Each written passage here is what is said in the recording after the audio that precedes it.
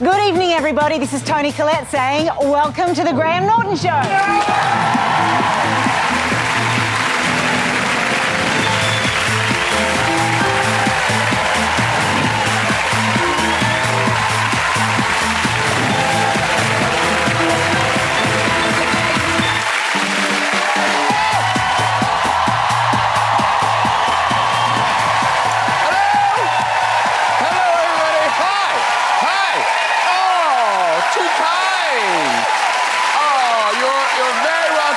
Let's get some guests on! Later, we'll have music from X1 director Liam Payne. Yes, Liam Payne's here. But first, this woman is a BAFTA-winning actor, a critically acclaimed writer, and one of our best-loved comedians. Now, she's turned film star in The More You Ignore Me. It's our friend, Jo Brand!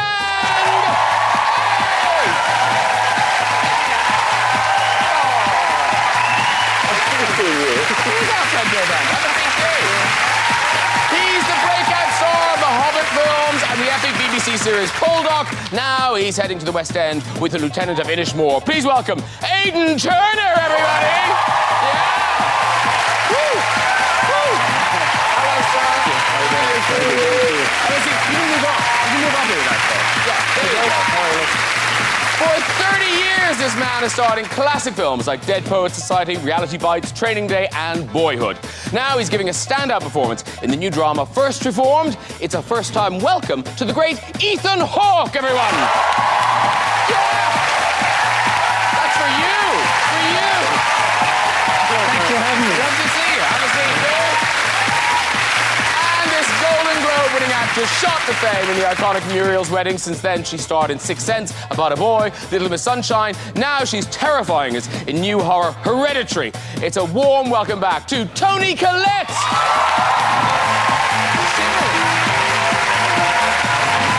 She's shivering.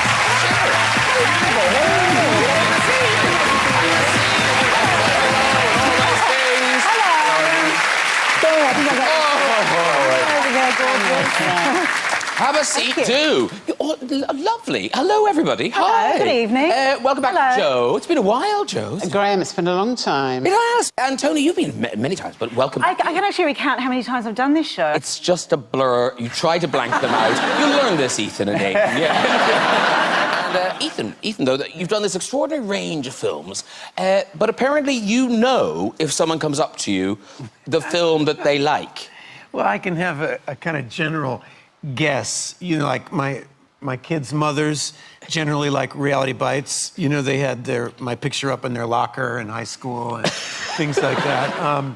There's a certain geek that always likes Gattaca. Of course, you know? yes. There's a certain earnestness in the eyes of a Dead Poets Society lover. A certain toughness to a Training Day fan. Yo, Jake, where's the money?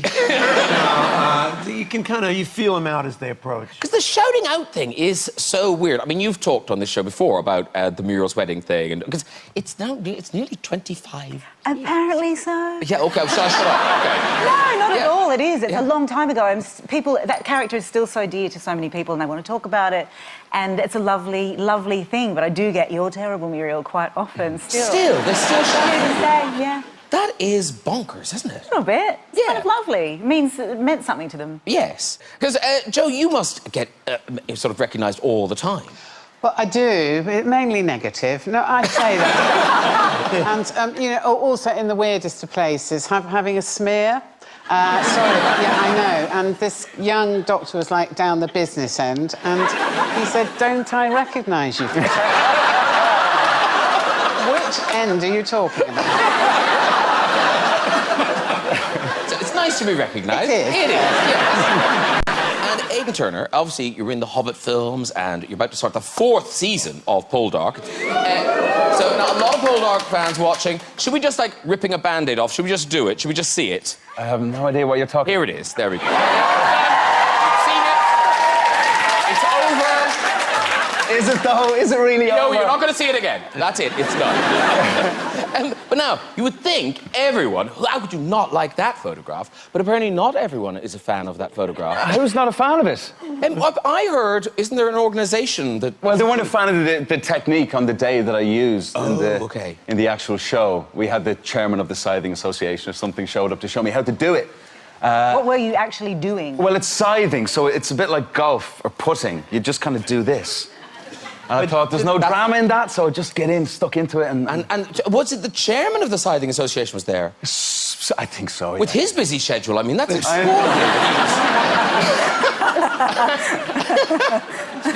And was he giving you notes? He was giving me notes, yeah, but I didn't take them, and he was really disappointed, and he left in a bit of a huff, I think, yeah. Oh, no. What a rebel. You weren't taking your scything seriously. No, I wasn't. I think I did all right. Something to work on in the future. Maybe it is. Maybe it is. Yeah, Come you're up probably again. just annoyed about the top off. You weren't taking it seriously. Sure, yeah. right. Keep showing. There she blows. You're not going to do that with me, are you? Naked lawn mowing.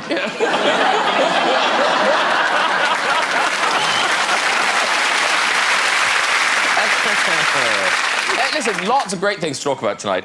And we begin with a film that will, I mean, it really will just scare the bejesus out of you.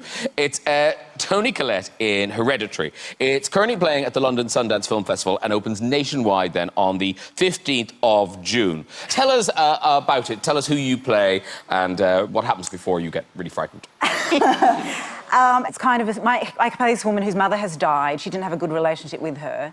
And after she dies, she has a kind of an awakening, and you associate awakenings with some kind of positive kind of change in life. But there is nothing positive about what she finds out.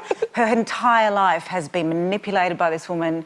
There is massive betrayal and all kinds of elements, and it goes from bad to worse. But it is so suspenseful, and it looks amazing. And Ari Aster, who made the film, it's his first feature. He is such an incredible talent, and I feel kind of chuffed that he chose me to be part of his first film, because I really think he's going to have an amazing career.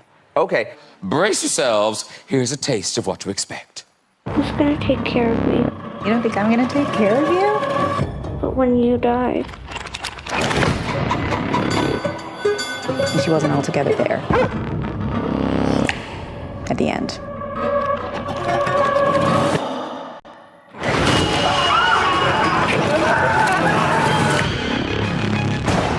I don't like this. Dad, I don't like this. What's happening? Enough! Don't you ever raise your voice at me! I am your mother! Please stop! Mom, what's happening? Make it stop! Make it stop! I just don't want to put any more stress on my family.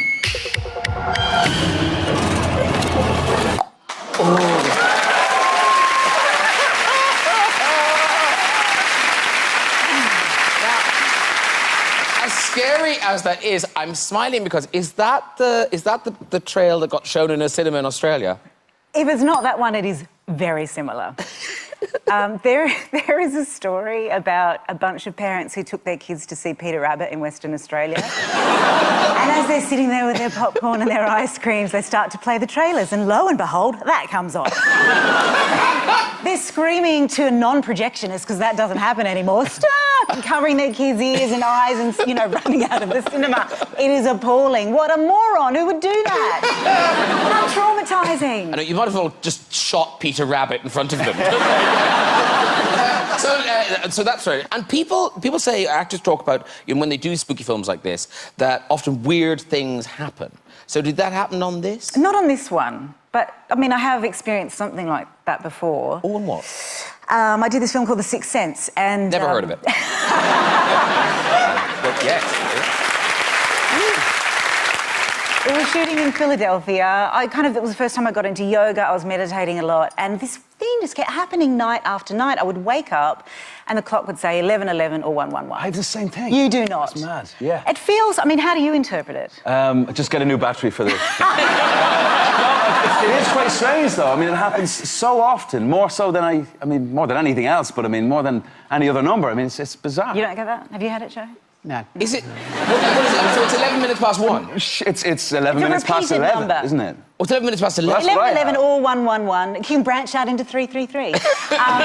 But for me, I always interpret it as like somehow I'm on the right track, or yeah. I don't know. It's a mystery. I don't understand it, but it feels somehow comforting. Isn't there some sort of weird unconscious thing going on in your head? Because I can do a thing where I say to myself, I've got to wake up at 6:32. And you wake up at 6:31. And I wake up at 6:32. Right. So I think your brain is actually much cleverer than than we realise. Yeah, absolutely. But Joe Brandon, you have dabbled in the dark arts, have you not? I have. Yeah, you did. Ready to tell. Yeah. Was it the Ouija board you did? It was a Ouija You did board. not. I did. Oh, I'm too scared to do that. Oh, well, no, it's great. But well, we were obviously... and I thought we'd have a go. And without any prompting at all, this glass that we all had our fingers on spelt out, knowledge is not free, right? None of us were intelligent enough to have come up with that phrase. So we thought, well, let's ask it, So we asked, what price is knowledge? And it spelt out your life, and the glass shot off the table. I literally just got goosebumps. Oh. No, I've never done it because you've done it, haven't you, Ethan? I've done it. Yeah. You're giving some power to this, and I'm liking that because my sister and I were doing the Ouija board once. I was about 12, and my sister asked the Ouija board who I was in my past life. I was on the board. I mean, technically, my fingers were touching it, and it spelled out James Dean. I might have affected it. I might have made it. I'm not sure, but It felt real, man. It felt real. Yeah. One E in Dean. Moving on. Ethan Hawke's film is called First Reformed. It opens in UK cinemas on 13th of July, also playing at the London Sundance. And you play a priest, and he's struggling. Yeah, I don't know why I find that funny. He gives very good, and not just a priest, but a priest who's kind of struggling. He's kind of a crisis of faith. That you understand. What are you struggling with, darling? Crisis inside, faith issues. Yeah. Sure. Yeah. I mean, it's quite it's a dark story, but it has an amazing, Paul Schrader, taxi driver, Raging Bull, all those things. So presumably... It's a beautiful, serious portrait of a person struggling with where is the leadership today in regards to the environment crisis. I'm counseling a young man who's struggling with his upset about bringing a child into the world because of the way the environment is. And I'm trying to counsel him in his faith. And slowly there's a connection made between the two of us that challenges my faith and challenges my position. And it's written by the same guy who wrote Taxi Driver, Paul Schrader. He's written and directed a lot of amazing movies. He's in his 70s now. And it's so clearly the same voice. It sounds incredible. I can't wait to see that. Well, you can watch a bit now. Oh, come on. This is you struggling to find a Christian response to what's going on. So we should pollute so God can restore. We should sin so God can forgive. I don't think that's what the apostle meant. I think we're supposed to look with the eyes of Jesus into every... You don't live in the real world. Right. You don't. You are a minister at a tourist church that no one attends. Do you have any idea what it takes to do God's work? I'm trying. To maintain a mission of this size, the staffing, the outreach, the amount of people that we touch each day. Who is that priest that you like so much? Thomas Merton. Thomas Merton. He didn't live in the real world either. Yes, he did. No, he was a monk who lived in a monastery in Kentucky and wrote books. Well, somebody has to do something. It's the earth that hangs in the balance. Well, what if this is his plan? What if we just can't see it? You think God wants to destroy his creation? He did once. For 40 days and 40 nights.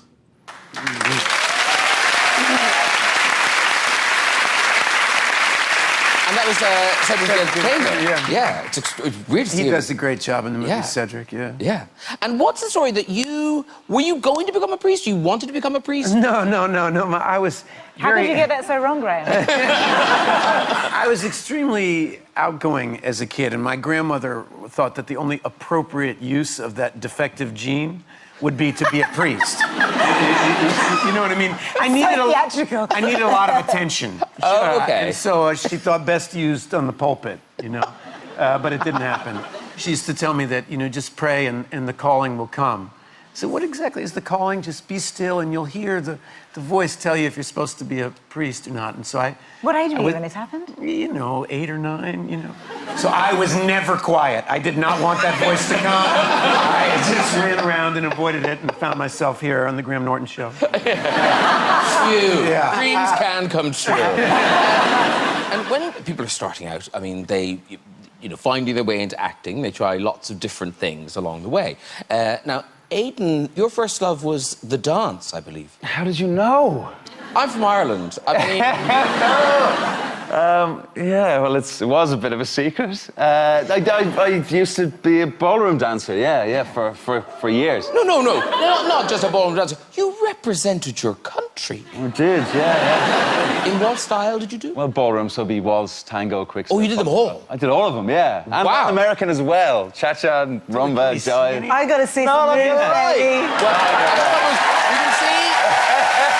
can see... Oh, that's for you. We can see, this, I don't know how old Aidan is. This, you're not moving. This is just a picture. Now, earlier, I thought you looked the same, but you don't really. Ah, yes, look at that. There you are. And, I mean, those are some plucked eyebrows there. Those are... There's a lot of L-neck going on in the hair and fake tan, but the eyebrows are all me.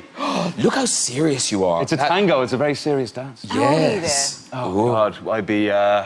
your teens? 15, 16 or something. Oh, so sweet. Why did you give it up? Why did I give it up? I don't know. I should have stuck at it, actually, shouldn't I? I don't know. I mean, you have to be very good to go pro, and it's too much discipline and all that. Yeah, learning lines is easy. Yeah, it's easy. Now, Ethan, you know, once you decided to be an actor, so your first big break, a movie loads of people love, Dead Poets Society. You're amazing in it. And is this the movie your children have seen this film? Mm-hmm. My mother forced them to watch it, and about 3/4 of the way through, my son said, "So when do you come on, Dad?"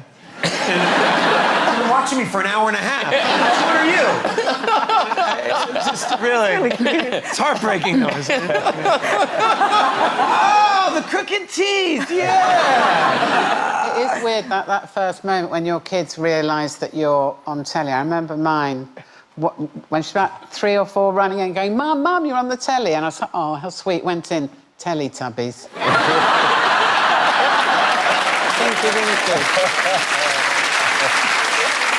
And, of course, working with Robin Williams, everyone loves Robin Williams. You've worked on The Night Visitor, and lovely he is, and he's been on here, and everyone loved him. But your relationship with him on set sounded a bit fractious.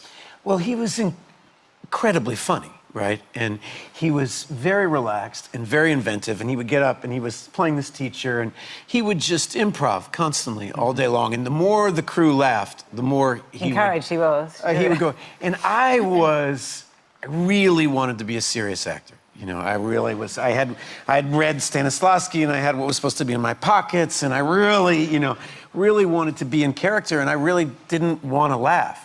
And so the more I didn't laugh, the more insane he got, and would make fun of, oh, this one doesn't want to laugh, and the more smoke would come out of my ears. And I'm like, he didn't understand. I was trying to do a good job. You know, I want to be Montgomery Clift over here. You're trying to be Zero Mostel or something. So I thought he hated me because he just constantly would lay into me. No sooner would action start than he would lay into Todd over here. That was my character's name. And then when the movie was over, I had to go back to school, and I got this call, and it was from a big Hollywood agent. You know, this guy says, I'm Robin Williams' agent, and he says that you're going to be somebody, and that I should sign you. And I was like, really? And so he got me my first agent, who's still my agent now. I love that story. Yeah. It's so lovely. Really, really lovely. Now, Aidan Turner, ladies and gentlemen, is returning to the West End stage in the hugely anticipated revival of The Lieutenant of Inishmore. And British people watching, I'm not being an idiot, we say Lieutenant. We do in Ireland, yeah. I mean, it was something me and Martin and the rest of the cast had to have a chat about, because I think it is Lieutenant over here, but in America and Ireland, it's Lieutenant. Yeah. Lieutenant, but Lieutenant here.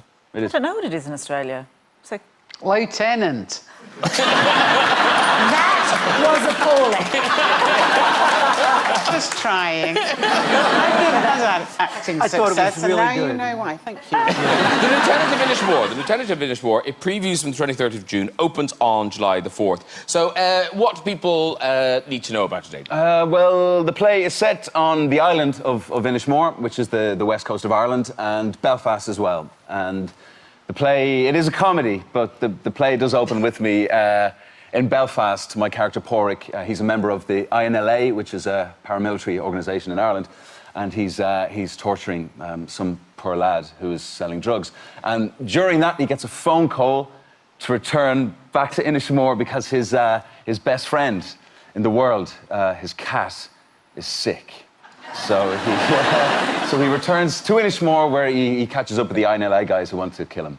And so the cat in the poster, does this cat appear... Because I just thought that was just to appeal to, you know, oh, look at him with a cat, we'll go see that. But so is that the cat that's in the play? It's, you know what, yeah, it is actually, yeah, it is the cat that's in the play, yeah. Yeah, it is. Does the cat have to do stuff? Things happen to the cat, yeah. Things happen to the cat? Hey, listen, come and see the show. If you want to see that cat, come early.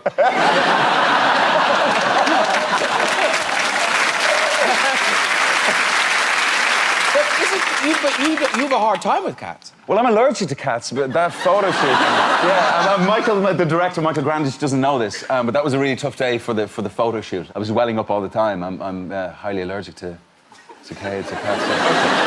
So it's Martin McDonagh, so it's kind of... It's very funny, but it's quite... It is. It's really dark, but it's hilarious. I mean, Martin, you know, he's got that talent for making violence just quite funny and absurd, and he's sort of, you know, he just has a knack for that, you know. And he just did 3 billboards and everything. Yeah. But it's directed by Michael Grandage. Yes. And you were saying that Michael perhaps thought of you because of Poldark. Yeah, well, Michael lives, he's from Cornwall, and obviously Poldark, the show I'm in, is shot there, is set there. So, yeah, and I don't know if you've been to Cornwall, but I mean, my face is kind of everywhere, isn't it? It's on mugs and it's on dishcloths and it's on a lot of things. So I just think I was in his psyche all the time, you know? The meeting was quite random, you know? I don't know why he called me, but I just think I was there, you know? He was just drying the dishes. I think so, yeah. But the thing is, you know, obviously people love Poldark merchandise, but not everyone wants to buy it. Some people make their own. Okay. Now, where is Angela? Where's Angela? Oh, there's Angela. Now, where do you live, Angela? In Suffolk. In Suffolk. Okay. And Angela, she loves to knit. Oh, great. But she has gone Poldark crazy. That's you. It's me. That's you listed in the thing. Okay, there's more. Your love interest. Yeah, Melza. You love it, Melza. Now, you might be looking at these and thinking, yeah, they're cute, but I'm not sure if they capture the raw sexual energy of Poldark. Oh, they do. That's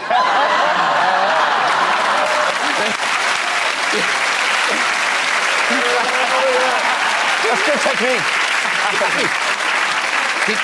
Did you not knit some grass, Angela? So you've done all the characters, they're all in here. So do you just knit Poldark? No, I've got lots of others, but Poldark's my main one. Yes. There's the dog from Poldark. Yeah. Yes. Now, I'm told... oh, yes. Is that me? Yes. Oh, thank you so much. I've got more hair knitted. So these must go back to the Poldark Knitting Museum, obviously. But you've knitted one that Aidan can have. Yes, I have. Oh, you have? Yes. Nice. Yes. No, it's very special because apparently this is from Series 4. This is your outfit from Series 4. How many series have there been? The 4th is coming out on the 10th of June. Yeah, Oh, so this is yet to be seen. Yeah, this is new. They've started doing the trails, which look amazing. Right. And this is isn't that right? I think so, yes. She doesn't watch the show herself. Just found a book of patterns. Anyway, that's for you from Angela. Thank you very much, Angela. There you go. Treasure it.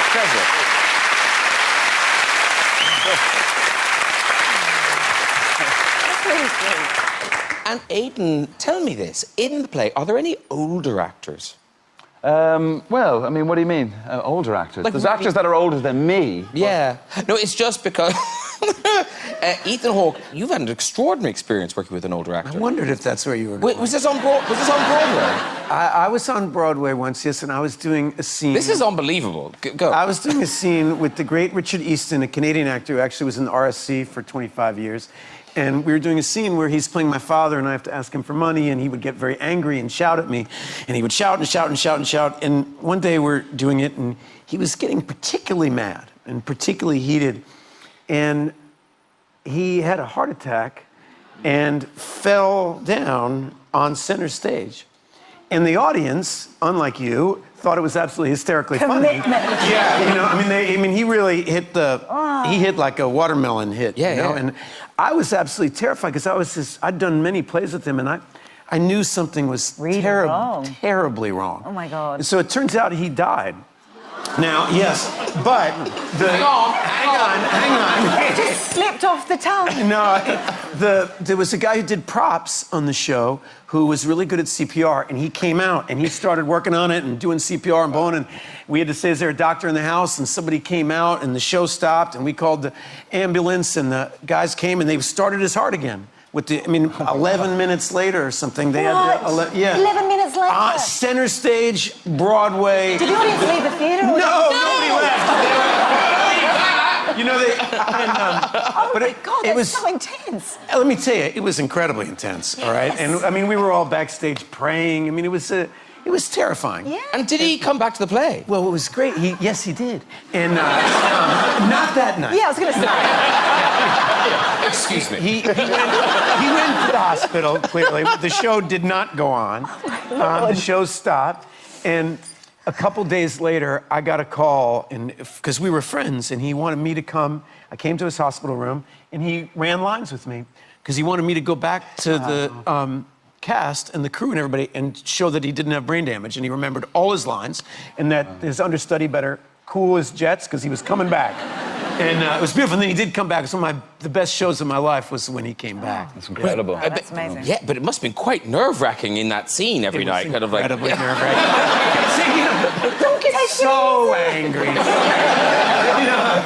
That's a lot of drama right there. Yeah. That is a lot of drama right there. So that might happen to you. And maybe. Well, the guy you're torturing, you know, it might go wrong. Sure. There's the cat He's hanging upside down by his ankles, so I mean... Because you've done loads of stage, but presumably nothing that... Oh, my Lord, no, nothing like that. No way. I've died on stage loads of times. What are you referring to? I'm referring to people not laughing. Wanting me dead. Yeah, that's happened loads. Now, Joe Brand... Yes, Graham. Joe Brand is hitting the big screen in a film. This is something... The film she wrote based on your own novel, The More You Ignore Me. It opens on July the 6th. And you must be so proud. I mean, this is an extraordinary achievement. I am. I'm really proud. You should be. I mean, I don't know if it's any good or not. It is! Well, I don't know, because I can't judge my own work at all. I just can't. And so, if other people say it's good, I'm happy to believe them. Yeah, I am really proud. I can't believe it's actually happened. And tell us about the family at the centre of the story. OK, well, it's called The More You Ignore Me. It's set in the 1980s, and it's a rural... family. We filmed it actually just outside Blackpool in the winter, and it was meant to be summer, so we were all a bit cold. But it's a fantastic place. And it's a family in which the mother has mental health problems. Basically, she has schizophrenia, and the father has become her carer. They have a young daughter, and it's just really the story of how that family survives, really. And the story, as you say it could play out in different ways. It could be a very bleak story, and there are bleak elements, but it seems like the characters are given permission to find the funny in this situation. Well, absolutely. I mean, I think the things are, having been a psychiatric nurse for 10 years, you cannot do that job without having a sense of humour. And it's an inclusive sense of humour. No one I knew who was a nurse ever laughed at anybody. We just kind of pull people in, you know. I mean, I remember, for example, I was looking after a really disturbed woman she was lovely, but she was like high as a kite. And you didn't know what she was going to do next. So we were in the canteen, she had a plate full of roast dinner, and I said, just sit down and eat your dinner. And she got the plate and just went like that on top of my head. And I had kind of gravy, roast potato, sprouts all coming down my face. So I said to her, what's for pudding? And she laughed, and we had a laugh about it. And I think that's kind of really, really important, that you find the humour in it all, really. And there is a kind of, what I was saying to you backstage, there's a kind of hopeful thing about it in that, you know, broken families, there's odd ways they can be mended. Absolutely, and I think that's another thing people don't think about. You know, they don't think about, you know, someone who is maybe as ill as Sheridan Smith, who plays the main character in it, as her character, will ever find any kind of happiness, you know, but people fit together in weird ways, and that's what I wanted to show, really. I wanted to show how people rub along together and try and get what they want. And there's a lot of warmth about it, hopefully. Well, we've got a clip, and this is you trying to talk down Gina, played brilliantly by Sheridan Smith. Bloody hell. I see what you mean. Uh-oh. What are we going to do? Shall I just go up and try and have a word with her? Unless you... Be my guest. They're not a bloody woodworm. Gina. What? Sandra's going to come up and talk to you. And that big fat ginger slapper. Sorry, Sandra. I've heard worse. Oh. Hey, Gina. Come down. It's freezing. If you'd taken notice of the weather forecast, you would have seen that it's going to be mild with sunny outbreaks later. For Christ's sake, Gina, this ladder's going to bloody break. Come on down. Will you promise you won't do anything? Like what? Take me back to that shithole. I couldn't stand it, please. Please, Sandra. Do I look like a bullshitter? That's The More You Ignore Me.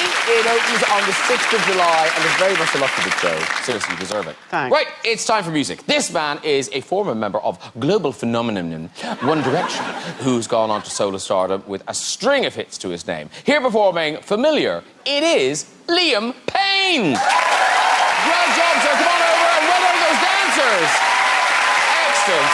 Oh, congratulations. Thank you, buddy. Thank you Come in. very much. Thank Have a you. seat here beside Joe and Aidan, Ethan, Toni. Here.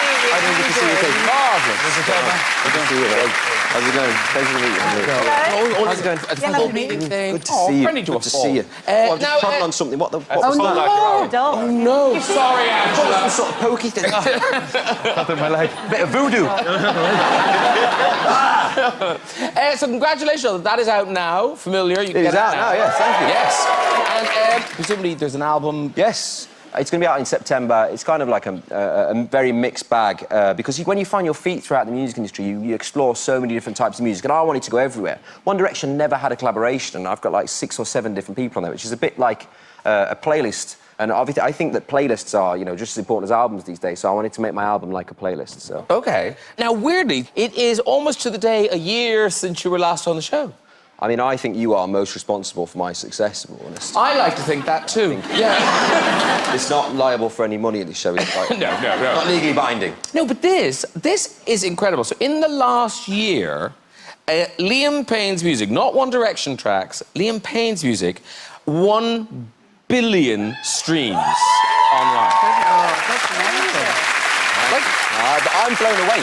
But now, in the last year, not just loads of streams as well, your little baby bear is now, he's won, because he was just born the last time you were here. Yeah, I mean, it was a bit sad. I had a job that somebody booked in by accident on his birthday, which I was like, this is terrible. I got the news, I was like, oh my goodness, this is Dad.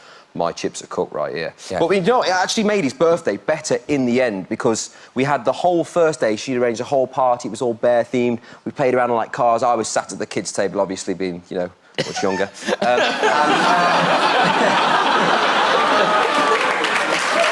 Listen, the kids got better food. It was simple. We were eating sushi and posh stuff, and I was like, but he's got fish fingers.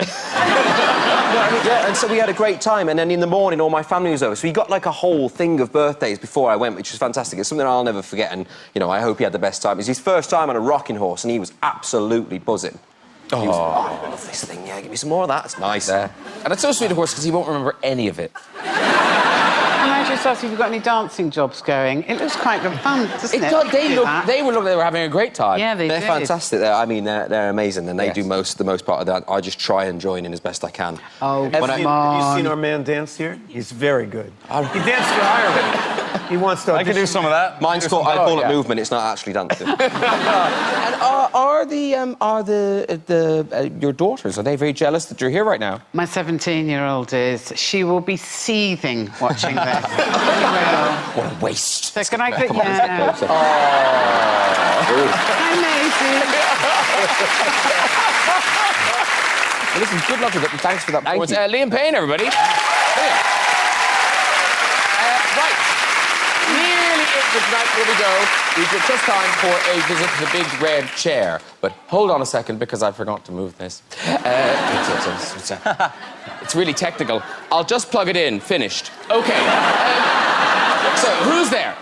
Hello. Hi. Keen. What's your name? I'm Helen. Helen. And where are you from, Helen? I'm from New Zealand. Oh, home of the story. Home of the story. And are you travelling, working here? What's the story? I've been living here for 3 years. 3 years? Yeah. One beyond the visa. Oh,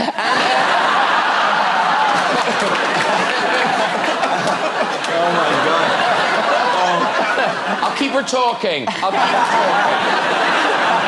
now. Off you go with this story. Brilliant. So I work in a hospital. I'm a radiographer. So a guy comes into the emergency department and he tells the doctors that he was outside and he was gardening naked, as you do. And he slipped and he fell on a sweet potato. Likely story. Unfortunately, now there's a sweet potato up his bum. So the doctors, they send him round to X-ray because they need to decide if there is actually a sweet potato up his bum or not. Which, I like this specific. Which there was. Yeah. So they obviously need to get it out. If it goes in one way, it can't come out the same way. So off he goes to theatre.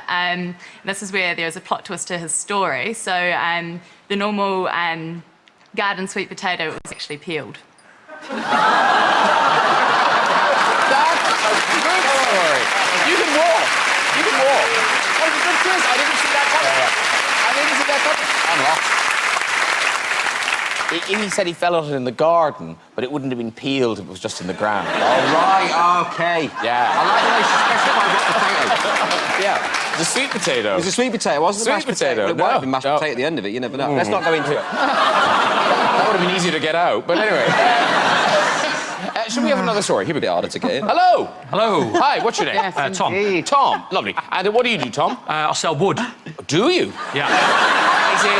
Is it chopped? Is it living? What's it? Whatever you want to do to it, you can chop it, plane it. Yeah. Excellent. Any type. Where do you do that? In Clapham, actually. Even though I've got a Dudley accent, so I'm living down there now, Okay, for all your wood needs in Clapham. Yeah, going to Clapham. He's your man. Yeah. Okay. Okay, off you go with this story. I've not always sold wood. I used to be a holiday rep in Ibiza. So I'm waiting at the airport one day, and the Dublin flight comes through, and a fella's walking towards me, dragging his case in one hand and a portable TV on his shoulder. So, OK, mate. The TV, can I ask what that's for? It's a bit of a strange thing to bring on holiday. And he just looked at me and went, the game on Saturday, Gaelic football, it's only on Irish TV.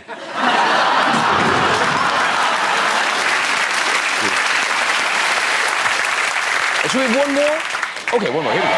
Yeah. Hello. Oh, here she comes. This is all night. Oh, steady, steady, steady. Hello. Hello. Hi, what's your name? Susan. Susan. She really looks like a Susan.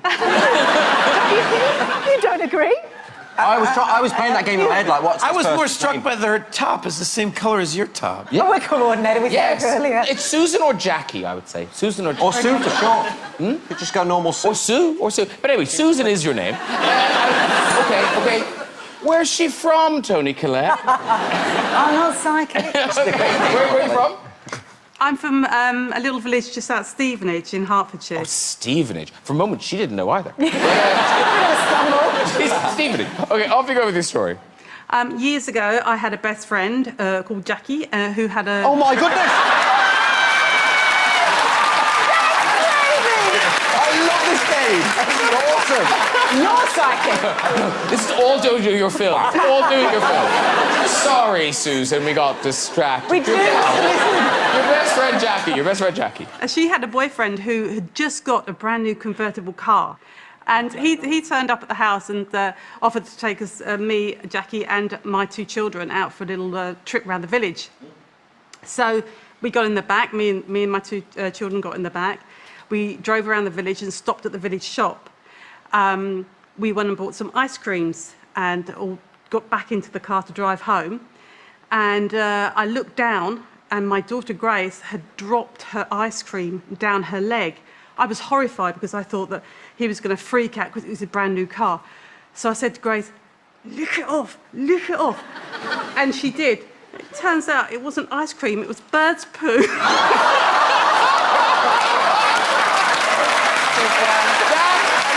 Excellent story. You can walk, Susan. I love that story. Wow. If you'd like to join us on the show and have a go on that show, you can contact us via our website at this very address. That is it for tonight. Please say a huge thank you to all of my guests. Liam Payne, Joe Brand, Aidan Turner, Ethan Hawke, and Toni Collette. Join me next week with pop star Florence and the Machine, comedian Rob Brydon, actors Beatty Edmondson and Jennifer Saunders, Hollywood star Channing Tatum, and the sporting legend that is Usain Bolt. I'll see you then. Good night, everybody. Bye-bye.